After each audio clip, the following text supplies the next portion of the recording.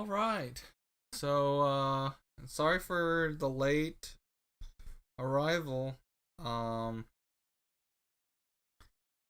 we had some technical difficulties with our software, and even now, the camera is a little dark. If you're seeing this right now, so I'll have to fix that in my next live stream. Ah, uh, technical difficulties. Anyway, hello everybody. This is Anthony here, Anthony Lim. So we're just gonna get started. I have a rough outline for what we're gonna talk about today. We're gonna talk about another one of Jesus's parables. So we're gonna open up every episode with a new parable, of Jesus. We're just gonna read it aloud. And then we're just gonna collect the different symbols and the different meanings together in our notebook to use later on. So we'll get started. Let's see.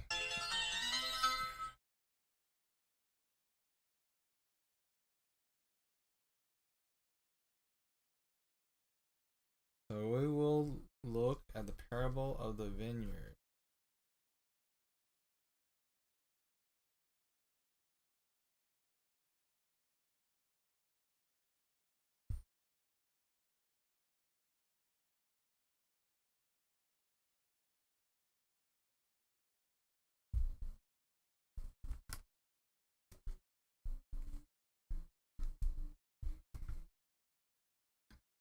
Okay.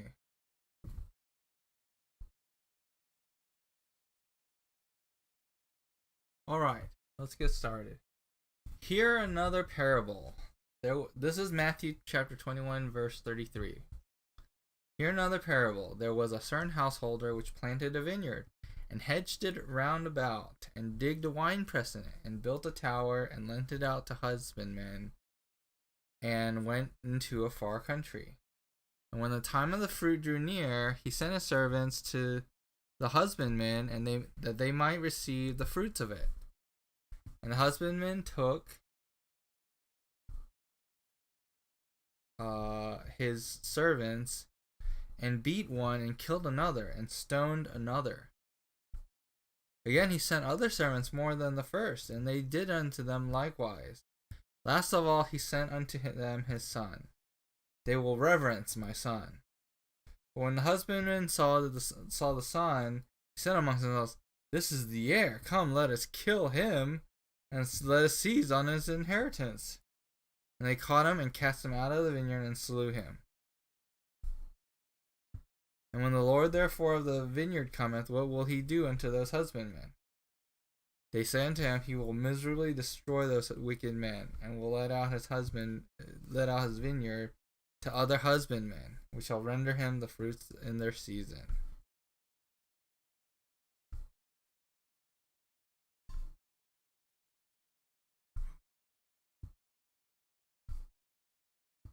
Let's see.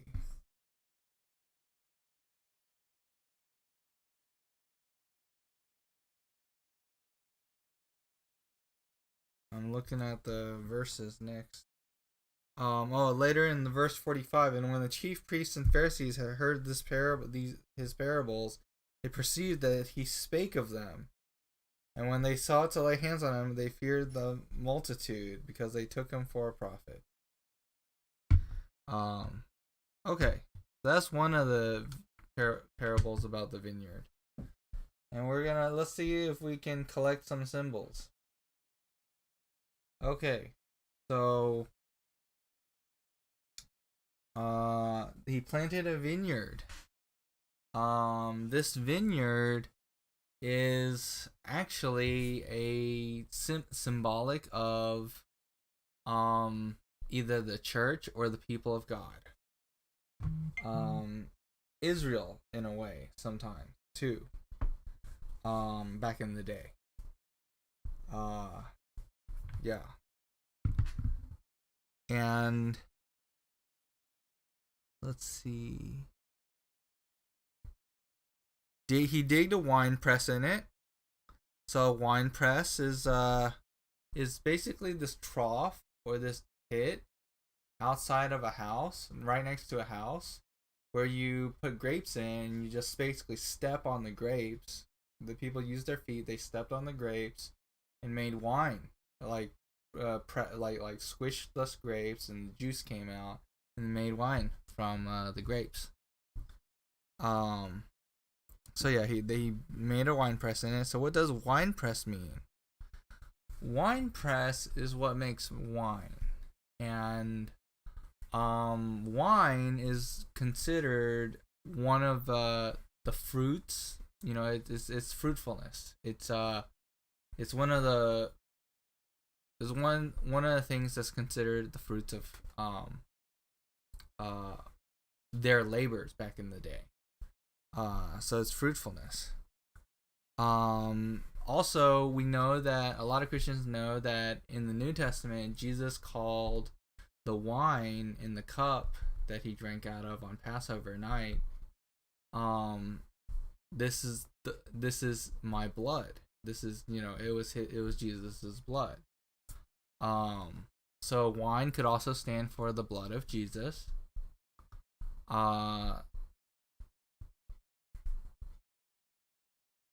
Let's see. Wine press is also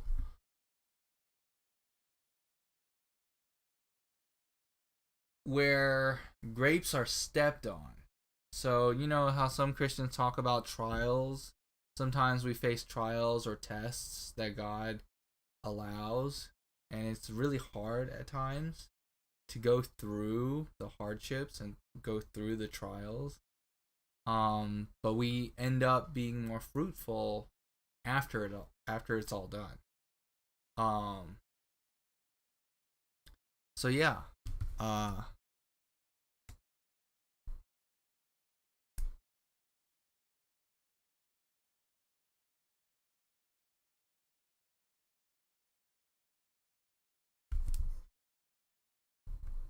So yes, wine press could be something that produces fruit. It could be symbolic of something that produces fruit.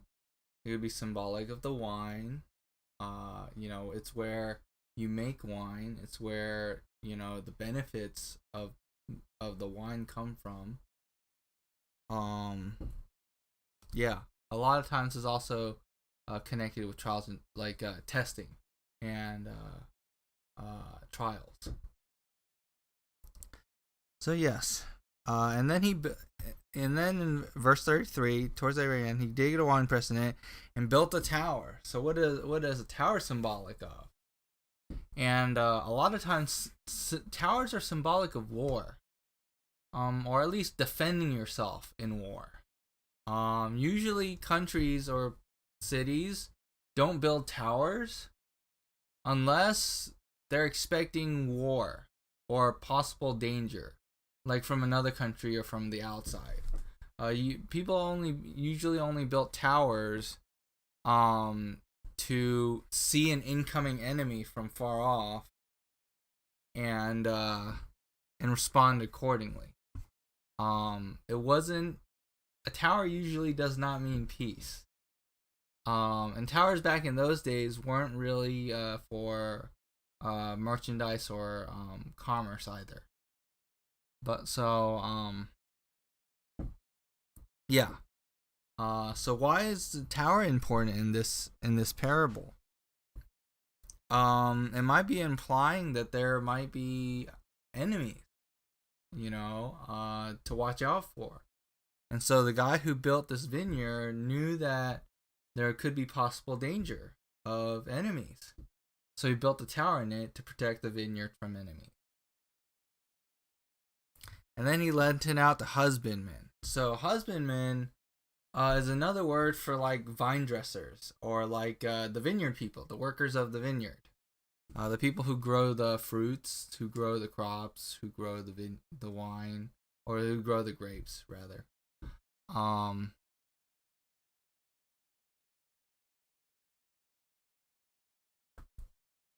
So yes, they're the workers, and so they could either be nice workers or they could be bad workers. And in this case, it's symbolic of bad workers.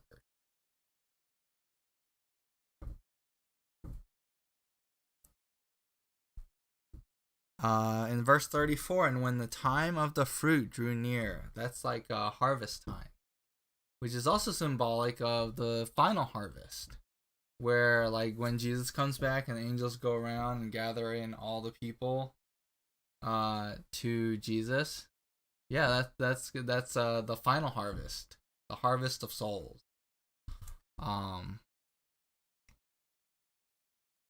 Yeah. So that's what harvest sometimes is symbolic of. Harvest might also be symbolic of when the fruits are ripe. So it might not be talking about individual people. It might actually just be talking, or it might actually also be talking about when the fruits are ripe. So when the fruits of someone's doings are ripe, they're ready to be enjoyed.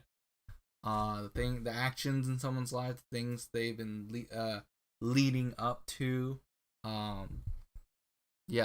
it could be whenever it's about ready to be enjoyed.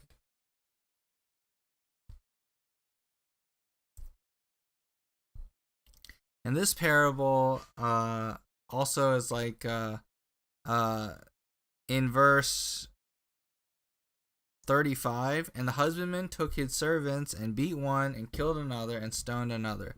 This actually is the prophets. So the prophets and the servants of God in the past, some of them were persecuted, some of them were attacked, hurt, and some of them were actually killed. Zechariah, I think, was actually killed in one of the scuffles. So yeah, not all the prophets of God were treated well back in the day. Jeremiah was jailed. They wanted to stone Moses. So that's what this means. The other servants were the prophets and the servants of God in the past before Jesus. Again, he sent verse 36. Again, he sent other servants more than the first, and they did unto them likewise. So he sent more prophets, more servants. And last of all, he sent unto them his son, saying, they will reverence my son. And so this is when Jesus comes into the picture, because God was at that point kind of done with sending in other prophets and other servants. He was gonna send Jesus.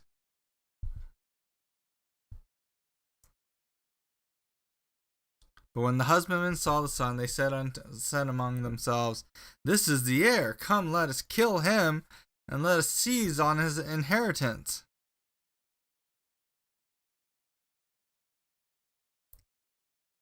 And so whenever it says, this is the heir, that is basically them saying that Jesus claimed to be the Son of God, like the heir to the vineyard, the heir to the nation. Come, let us kill him and let us seize on his inheritance.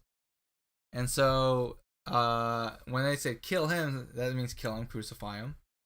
And let's seize on his inheritance. What does that mean? That they were wanting to seize the people of Israel. That's like the inheritance of Jesus, his own people.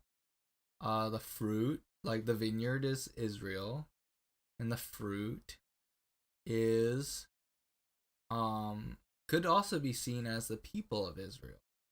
And so the products, the fruits, could be an inheritance for Jesus. And so when the husbandman says, let us seize the inheritance, the vineyard, they were trying to seize the inheritance of the vineyard. The people of Israel.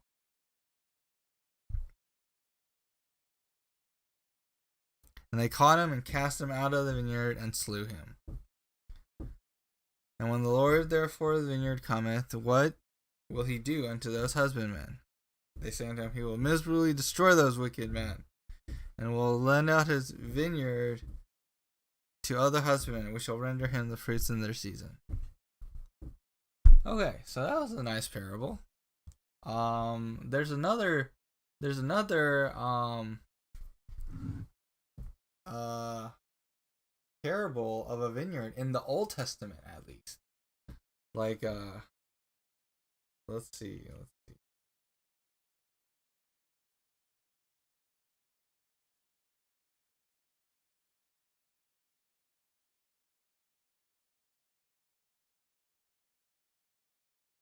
Let's see.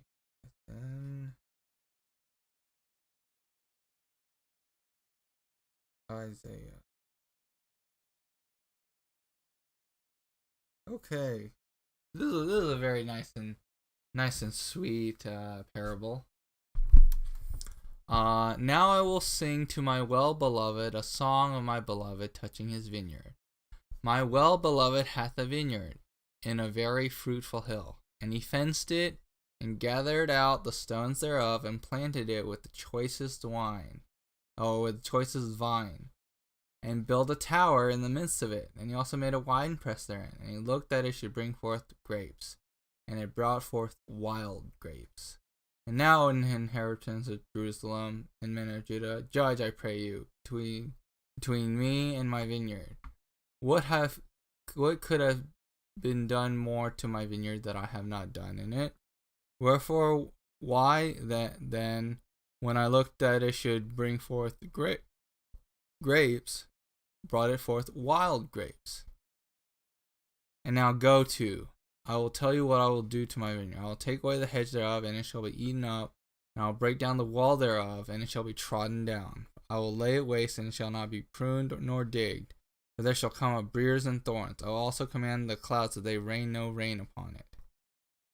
For the vineyard of the Lord of hosts is the house of Israel, and the men of Judah his pleasant plant. And he looked for judgment, but behold oppression; for righteousness, but behold a cry. And so this is basically a word that the prophet Isaiah had about the people of Israel. So they were in a lot of rebellion back in the day, and they were punished for it in a way. And so yeah, the very, very similar to Jesus's parable. Again, there's a vineyard, and this even says what the vineyard is. It's like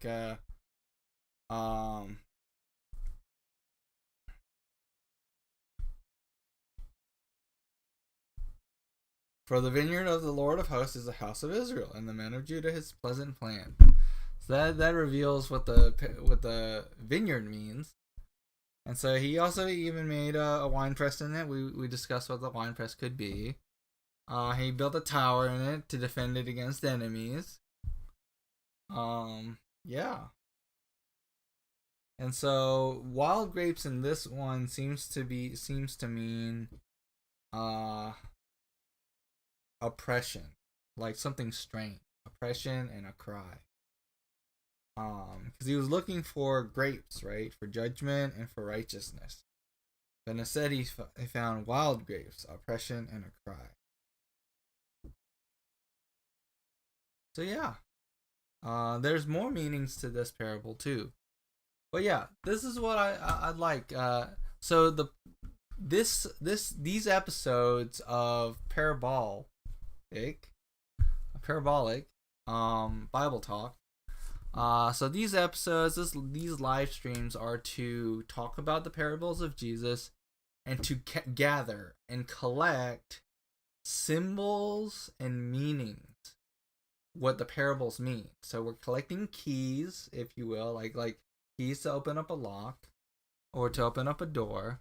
We're collecting these parables and their meanings, their symbolic meanings, the symbols, what they represent, are the keys to understanding other parables and other things in the Bible. Like so many things in the Bible, in fact. And so that's basically what this live stream is about. We're just going to be collecting and gathering up, storing up lots of meanings, lots of symbols in our notebook. So be sure to write these things down as each episode comes by. If you're following it along, I recommend you get a notebook or a note app on your phone and just type in or write down what the different symbols are and what they mean. And we'll reference them later on in the series. It'll be really helpful if you have a running collection of notes about the symbols, the parables, and what they mean. Yeah, because they'll really help on later on.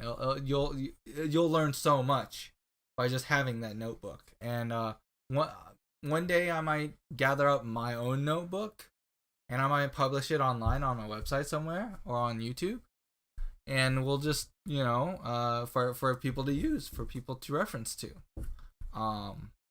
Yeah. I'm also planning on making a Bible app, a Bible study app, where you can go through the different scripture verses and click on the words where it has a parable connected to it, and it'll list out the reference to the parable, and it'll list out the different meanings that word could mean. So hopefully that can get done. Yep. But yeah, that concludes. Sorry that I got started late, but we got through most of it. Yeah. So I hope everyone enjoyed. I try to keep each episode to be roughly around 30 minutes long. Might go a little bit over sometimes, but roughly around 30 minutes, so people can, go on with the rest of their night, enjoy the rest of their day. So let me pull up the ending screen. Hello. So yeah. You can find me anytime. You can find me on. We do these live streams every Tuesday night, Friday night, and Saturday night. So the next one is tomorrow night. You can find me on Twitch, Anthony Thomas Lim. On YouTube, Anthony Thomas Lim. On Facebook, Anthony Thomas Lim. Well, actually, the Facebook one is facebook.com/Parable Bible Talk. And you can always donate to help support me. I really appreciate it. All right. Well, thank you for hearing me out today. That's basically all the live stream today. Let me double check to see if there's anyone in the chat room. All right, there doesn't seem to be anyone in the chat. All right. So that's basically it. We still have about 1 more minute. So let's see, what can I talk about in this 1 more minute? Oh yes. If you'd like to know what this Bible app that I'm using, where this Bible app that I'm using to find the different Bible verses and stuff, I highly recommend this Bible app. It is this Bible app right here. It's called My Sword Bible. And let me highlight it again. Yeah, it's this one right here. My Sword Bible. And I think it's better than eSword. For those of you who are used to, eSword back in the day.